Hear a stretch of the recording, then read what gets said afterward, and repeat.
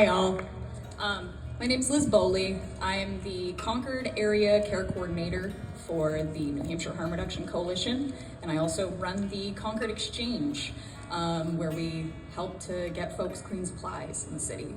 Can't thank you guys enough for being here today.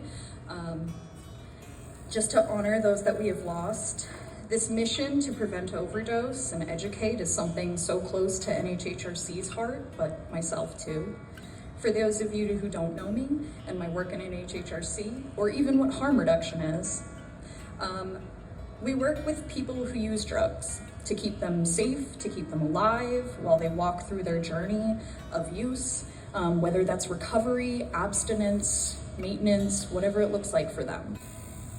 I operate the Concord Exchange, like I said, so we give out clean supplies, so that's clean syringes, naloxone, fentanyl test strips, wound care, those kinds of prevention tools, and we see real change from people. We offer the things that folks desperately need. So I'm sure you're wondering how I ended up in harm reduction. I know that there's a lot of stigma surrounding it, and sometimes people think it's a little weird. So I'll give you just my background of how I ended here. Believe it or not, I actually started my journey in the recovery world, and I was posed to become a LADAC. I thought that abstinence was gonna be the only way. And I remember at one time, I even told my dad that I was gonna invent the pill that got rid of addiction completely. So you guys can laugh right there. But at that time, I was watching my brother and my friend struggle with active chaotic use. I had so many talks with his mom about tough love and cutting him off, because this is what I was taught in school, this is what every supervisor had taught me, and this is how I thought you recovered. Saying this never felt genuine to myself, so I looked for different answers. I think I Googled something along the lines of, can you still use drugs and not die? Can you still use drugs and not be addicted? That's where I found harm reduction. From there, I devoured anything I could. I started educating coworkers at the rehab I worked at, and I started teaching harm reduction groups. And I started talking with Vin and his family and his mom about harm reduction and what it was. Vin was an actual rainbow. His family affectionately called him the imp. The smirk that would cut across his face when he had something sassy to say will always be in my memory. I can still picture him, leg crossed, cigarette in hand, sitting on the porch waiting to tell me some gossip. He loved to gossip. I was so mad at him through most of his use. He never listened to me, his mom, his dad, his brothers. It felt hurtful in that Vin didn't love us. But I know that that's never been the case. Vin told me all the time how much he loved me, how he couldn't wait to be the Uncle Vin and show my kids art and music. It always felt that since I found harm reduction, it was a race to get Vin involved in a program that could help him. After all, he was the catalyst for me finding harm reduction. After we lost him, this March, I asked myself so many times, should I just give up on this? Am I doing something wrong? Is harm reduction even doing anything? But I get to see the results every single day. And I know, if I know anything about Vin, that he would absolutely want me to continue something that was all about him. So, let's try and talk about some positive results, because I do have those. My exchange has been operating for a little over a year now, and in that exchange, I've seen some beautiful changes.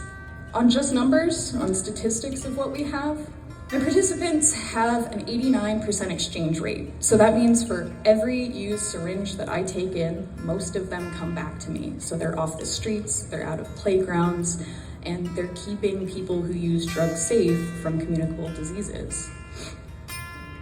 I've given out 308 doses of naloxone directly into the hands of people who use drugs. So those are second chances, third chances, and a safety to keep themselves safe. And the number that always means the most to me is the amount of overdoses reversed by participants. And in the time that Concord Exchange has been opened, they've reversed 202 overdoses. They keep themselves safe every single day.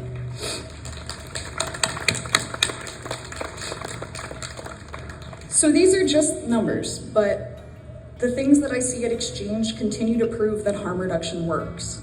I'm seeing major wound improvements, having talks about treatment with folks I never thought I would have that talk with, and I'm seeing positive change in folks that I haven't ever seen before.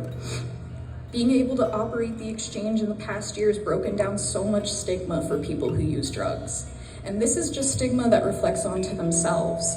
I've watched people go from calling themselves junkies to calling themselves people who use drugs, to people in recovery, so on and so forth. I just want them to see themselves as human.